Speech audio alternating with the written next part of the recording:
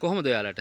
අද මම ඉන්නේ ශ්‍රී ලංකාවේ තියෙන ලෝකේ විශාලතම වගේම පරිණත හොර වන වගාව ළඟ. ඒ කියන්නේ මට ඉස්සරහෙමුත් හොර වන වගාව තියෙන්නේ. මට පිටිපස්සෙමුත් හොර වන වගාව තියෙන්නේ. මේකට හොර වන වගාව නැත්තම් හොර කැලේ කියලාත් කියනවා. කිරිගල හොර කැලේ කියලා තමයි ගොඩක් අය කිව්වොත් දන්නේ. ඇයි මේකට හොර කැලේ කියලා කියන්නේ? මේ වනාන්තරයේ තියෙන්නේ හොරගස් විතරයි. වනාන්තරය කියලා කිව්වට මේක වනාන්තරයක්ම නෙවෙයි වන වගාවක්. මේ වන වගාව ස්ථාපනය කරලා තියෙන්නේ වන සංරක්ෂණ දෙපාර්තමේන්තුවෙන්. ඒ කියන්නේ 1940 අවුරුද්දේ තමයි ඒ කියන්නේ යටත් විජිත සමයේ තමයි මේ වන වගාව වන සංරක්ෂණ දෙපාර්තමේන්තුව විසින් ස්ථාපනය කරලා තියෙන්නේ. මේ වෙද්දි මේ වන වගාව වන සංරක්ෂණ දෙපාර්තමේන්තුවේ බීජ බැංකුවක් වගේම රක්ෂිත වනාන්තරයක් විදිහටත් පවත්වාගෙන යනවා. ඒ කියන්නේ මේ වන වගාව දැන් රක්ෂිත වනාන්තරයක් විදිහට තමයි වන සංරක්ෂණ දෙපාර්තමේන්තුවේ අණ පනත් වලින් නඩත්තු වෙන්නේ. මම මේක වන වගාවක් කියලා කිව්වනේ. මේ වන වගාව ස්ථාපනය කරලා තියෙන්නේ ආටෝකාපොස් හෙට්‍රොපිලස් සහ ඩිප්ටරෝකාපස් සෙලනිකස් කියන ශාක විශේෂ දෙක භාවිතා කරමින්. ඒ කියන්නේ කොස් සහ අපි හඳුන්වන හොර ශාකයෙන් තමා මේ වන වගාව ස්ථාපනය කරලා තියෙන්නේ. මේ ශාක දෙකෙන් මේ වන වගාව ස්ථාපනය කරාට කාලයක් ගත වෙත්ම මේ හොර ශාකය මේ වන වගාවේ ඩොමිනන්ට් වෙලා තියෙනවා. ඒ කියන්නේ හොර ශාකය ප්‍රමුඛ වෙලා කොස් ශාකය මේ වන වගාවෙන් ඉවත් වෙලා ගිහින් තියෙනවා. ඒ නිසා අපිට අද මේ වන වගාවේ දැක ගන්න පුළුවන් වෙන්නේ හොර ශාක විතරයි. නමුත් ස්ථාන කිහිපයක විතරක් කොස්ගස් කිහිපයක් දැනට ඉතුරු වෙලා තියෙනවා.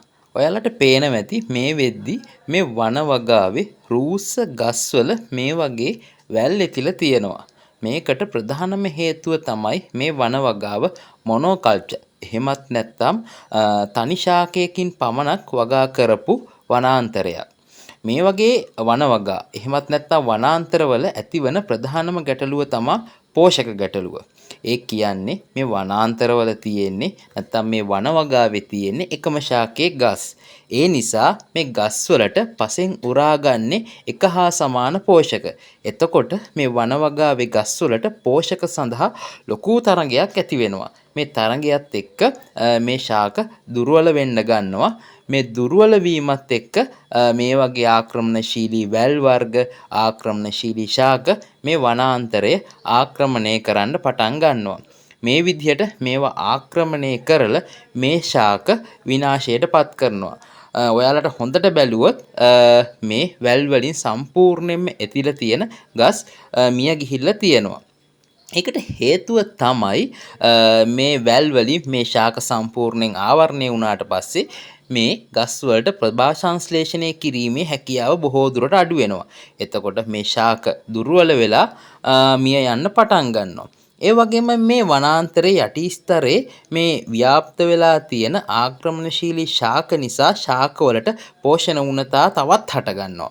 ඒ වගේම මේ ශාකයේ හොර කුරුල්ලා නැත්තම් මේ ශාකයේ ඵලය බිමට වැටෙද්දි මේ ආක්‍රමණශීලී ගස්වල පැටලිලා ඒවා බිමට වැටෙන්නේ නැති නිසා නෙක්ස්ට් ජෙනරේෂන් එකක් එහෙමත් නැත්නම් අලුත් හොරපැල ඇති නොවන තත්ත්වයකුත් ඇති වෙන්න පුළුවන්.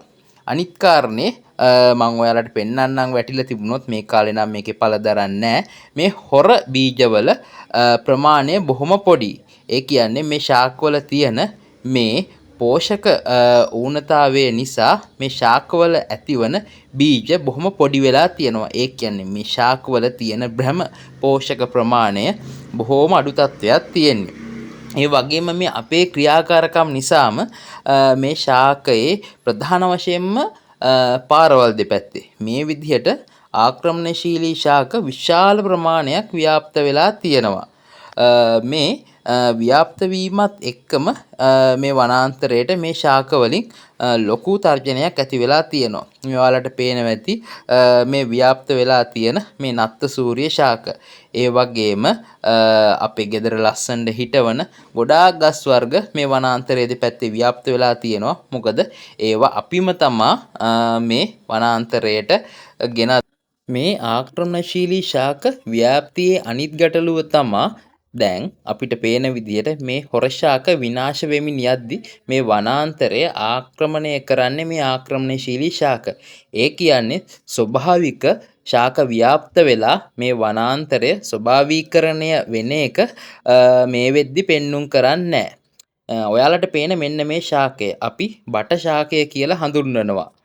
මේ ශාකය දේශීය ශාකයක්. කලක් ඒකදේශීය ශාකයක් විදියට හඳුන්වුවත් මේ ශාකය මේ වෙද්දි මේ වනාන්තරේ ආක්‍රමණශීලී විදිහට ව්‍යාප්ත වෙලා යනවා. ඒ වගේම මේ ශාකයට අමතරව ඔයාලට පේනවා ඇති මං කලින් වීඩියෝ එකකත් මේ ගැන කතා කරා. කටකළු බෝවිටියා ශාකයත් මේ වනාන්තරේ ව්‍යාප්ත වෙලා තියෙනවා. ඒ වගේම මෙන්න මේක දිලේනියා සුප්‍රිටිකෝසා අපි කහපර කියලා හඳුන්වනවා. මෙන්න මේ ශාකයත් මේ වනාන්තරයට ලොකු විනාශයක් කරමින් මේ වෙද්දි ව්‍යාප්ත වෙලා යනවා මානව ක්‍රියාකාරකම් නිසාම. ඒ වගේම මේ වනාන්තරේ දෙපැත්තේ මහන්සි අරින්න එන අය එහෙම මෙන්න මේ වගේ දේවල් දාලත් මේ වනාන්තරයට ලොකු උදව්වක් කරලා තියෙනවා. ආක්‍රමණශීලී ශාක ව්‍යාප්තියට වගේම මේ පරිසරේ ලස්සන කරනවා නෙවෙයි දූෂණය කරලා විනාශ කරලා දාන්න.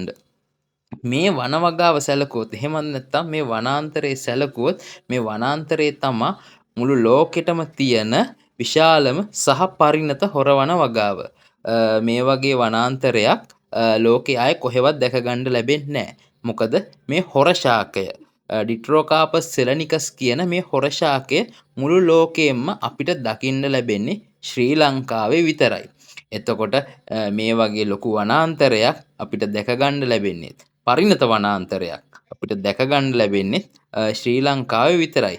එතකොට මේ වගේ දෙයක් ආරක්ෂා කරගන්න එක අපේ යුතුයකමක්.